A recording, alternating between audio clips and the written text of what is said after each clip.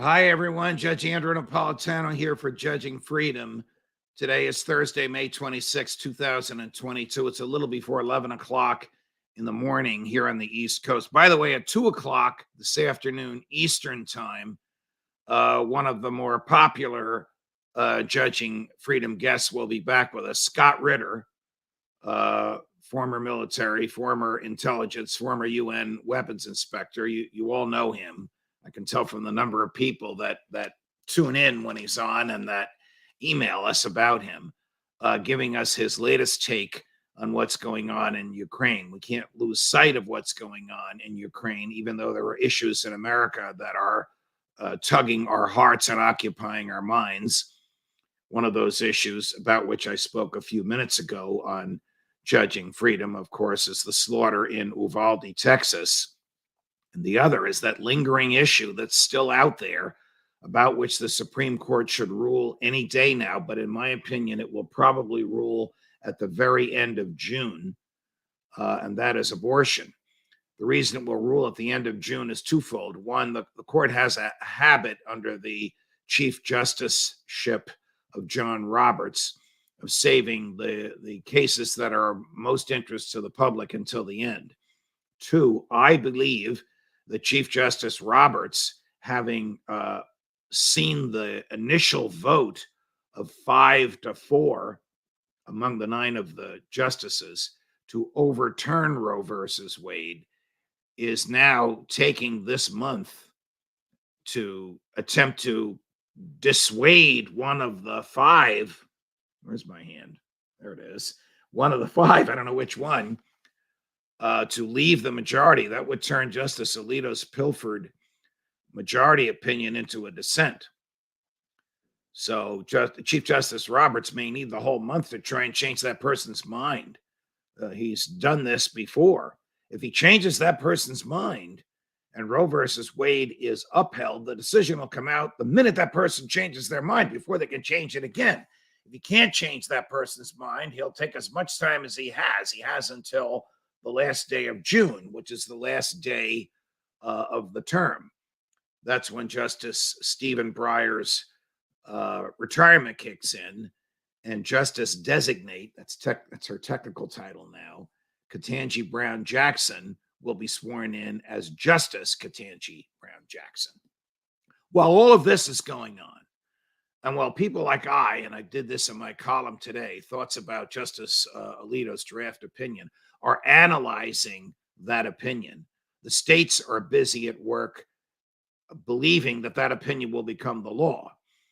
So states like New York and New Jersey and California have enacted legislation permitting abortion at any time during the pregnancy. In New Jersey, I'm sorry to say, I was a judge in New Jersey. I live in New Jersey. I'm in New Jersey now. I was born in New Jersey. I was raised in New Jersey, with the exception of my 3 years at law school and a year that Fox sent me to California. I've lived my entire life in New Jersey.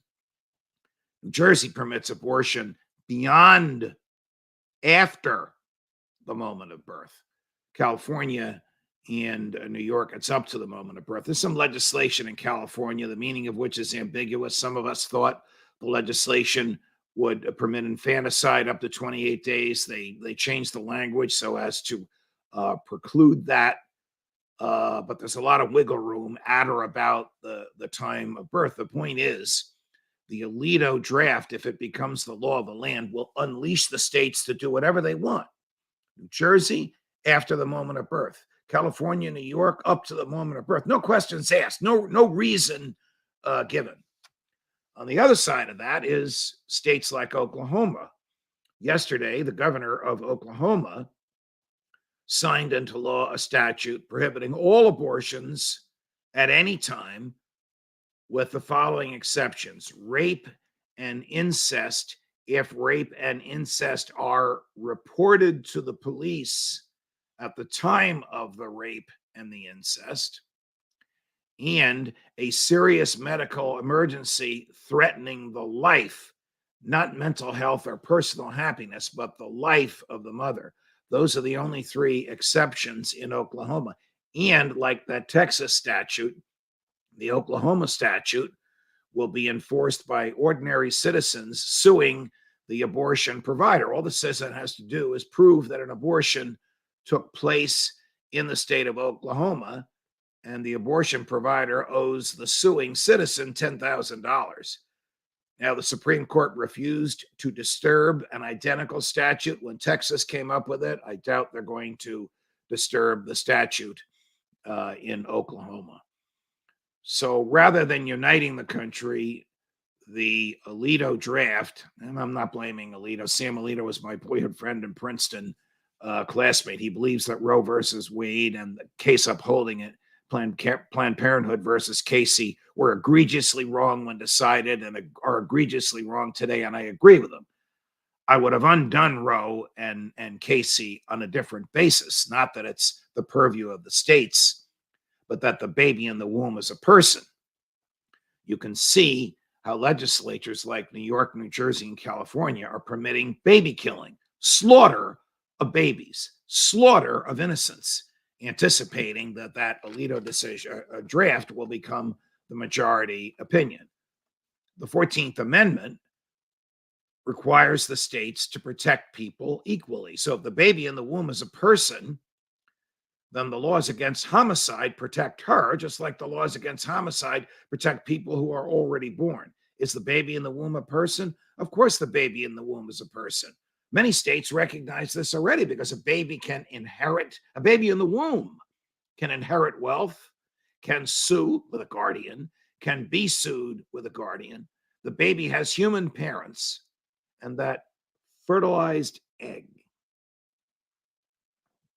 has all the genomic material in it needed to grow into a postnatal human being. Roe itself says, if the baby in the womb is a person, then all abortion is homicide. That's the argument that I would have followed had I been on the Supreme Court. But you can see where this is going. The liberal states will grant abortion privileges up to and after the moment of birth.